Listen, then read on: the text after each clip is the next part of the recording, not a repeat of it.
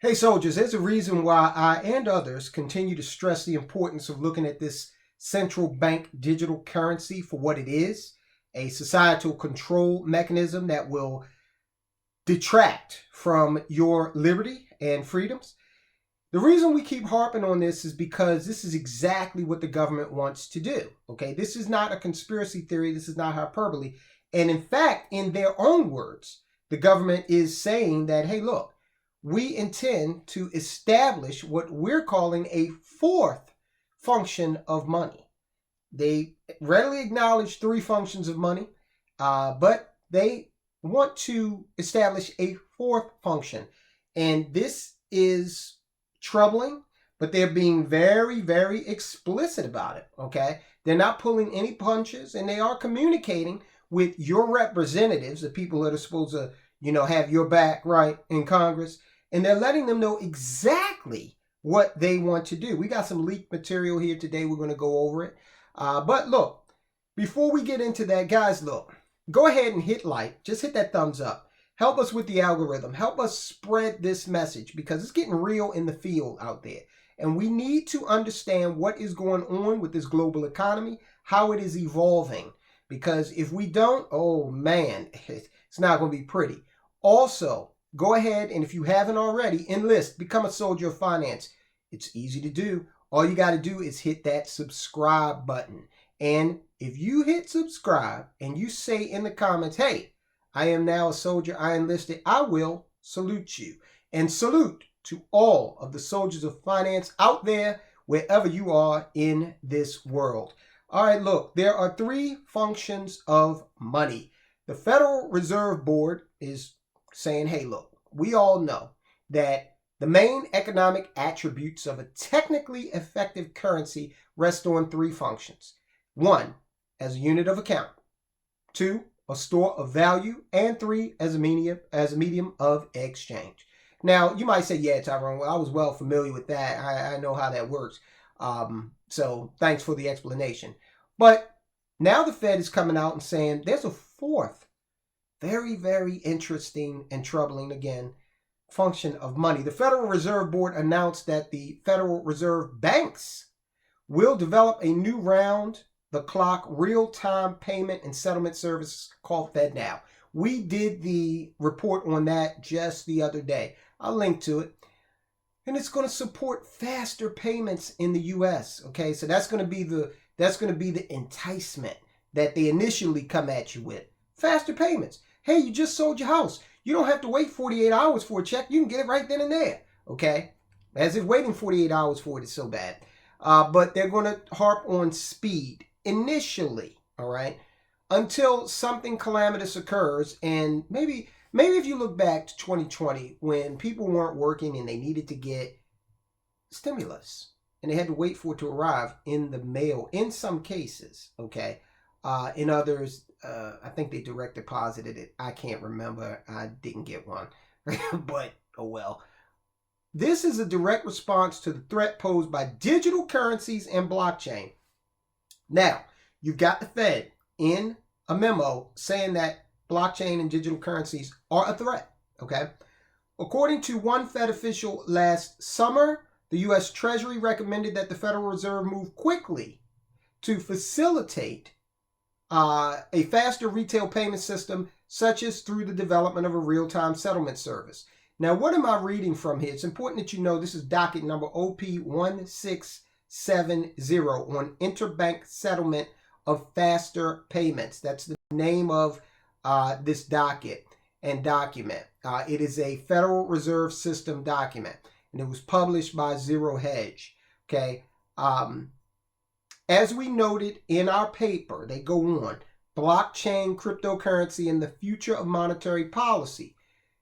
This paper that they just mentioned was confidential, not for distribution research, sent to select members of the House Financial Services Committee. It is critical to understand that Bitcoin was created in direct response to the failure of global regulators to protect the public in the years leading up to the financial crisis of 2007-2008. Thus, the ethical and monetary functionality of cryptocurrency is superior to that of paper money. This is the Fed talking, Okay? Eventually, cryptocurrency is going to dominate.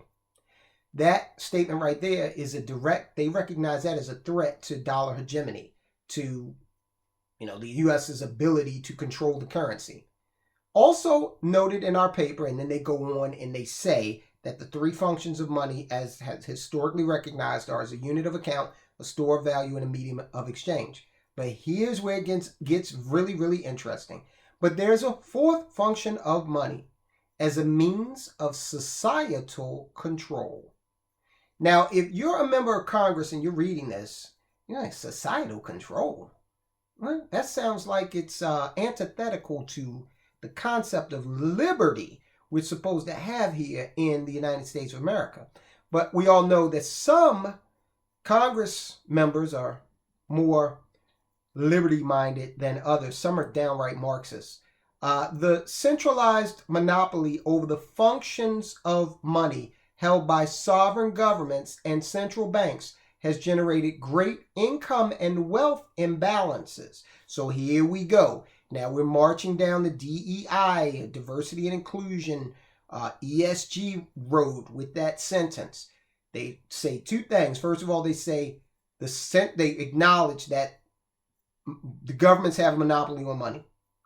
Then they get into, but it's so unfair. So we've got a capitalist organization getting into socialism, collectivism speak in the same sentence as it says that they have purview over the money. And that implies to me that they're going to use their control of the money to push some socialist ideas like equity.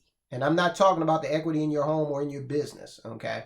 So look out. Concerns about a lack of central bank performance with respect to financial inclusion, income inequality, economic system stability, and the tendency of central banks to intermediate on behalf of large financial institutions supported the creation of cryptocurrency.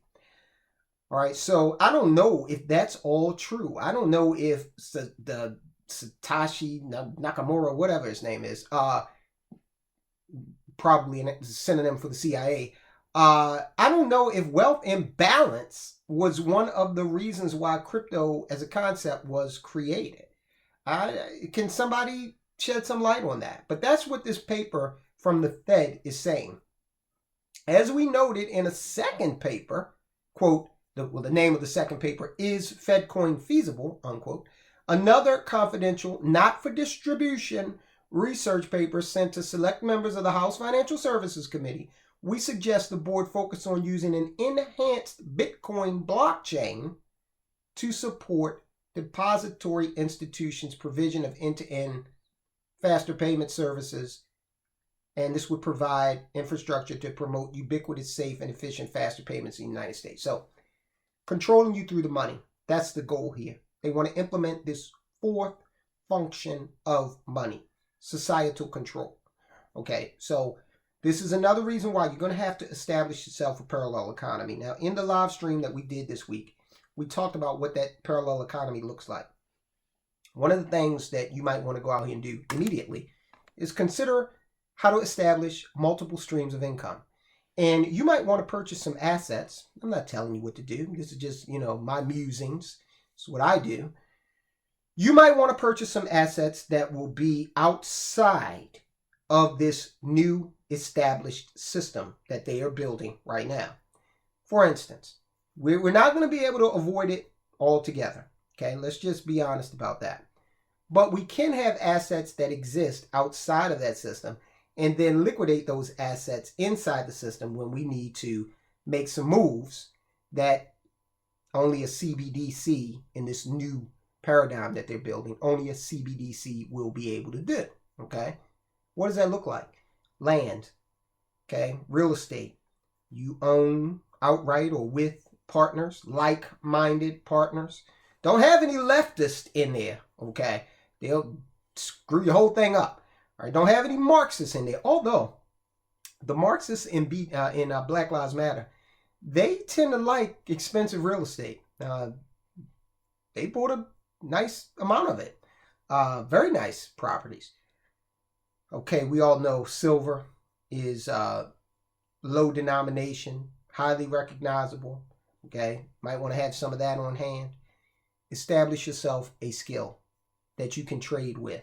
Okay, mechanical, carpentry. I don't know what it is, what fires your passions, but figure out a skill that you might be able to trade with. If your occupation right now is sitting up in some office building interpreting spreadsheets, you definitely want to establish a skill, okay? And consider starting your own business, because actually a business is going to help you build wealth faster. It's got to be a well-run business. It's got to be in an industry that makes sense. You cannot be out there selling Cabbage Patch dolls, Beanie Babies, or something like that and expect to make millions of dollars. No, it's got to be in something that's viable, something that people want, something that's in demand. But if you can build a successful business, and it takes work, then you're going to be looking at returns of between 15 and 30%, so says the Small Business Administration, and that's annually, okay? You divide 72 by 15%, see what you get. That will tell you how quickly your money will double. Invest in yourself, okay? These times are changing. We got a document here from the Fed saying, hey, this is what we're planning on doing, creating a fourth function of money. And this CBDC, the prelude to which in America is FedNow, is the only thing that's going to help us do this. If you are continuing to use cash, they don't have that type of control over you, okay? Because you could tip a waitress or a waiter, you could give them a $10 tip. And, you know, that might not be reported to the IRS. I'm not advocating for that. I'm just telling you the reality. But if you have to tip them in a CBDC, oh, the Fed's going to know about that. And then if the Fed knows about it, the Treasury's definitely going to know about it. All right, so if you want more information about how FedNow works, that payment system that they are establishing in July, it's going to be turned up. It's the underlying framework for a CBDC. You check out this report right here that we recently did. Understand what's coming down the pike. If you don't, you're going to be in bad shape. Things are just going to happen to you, and you're not going to have any recourse. You're going to be left out there. It's kind of like, and I use this analogy often, you're going to feel like those people who ignored Noah. I'm not comparing myself to Noah, but I always think about how those folk must have felt when they told him, oh, you're a fool. It hasn't rained here in generations. And then that first raindrop hit that guy right on the forehead. What must he have thought? Don't be like that guy. Prepare. Check out this video on the FedNow system, prelude to CBDC. And guys, I'll talk to you soon.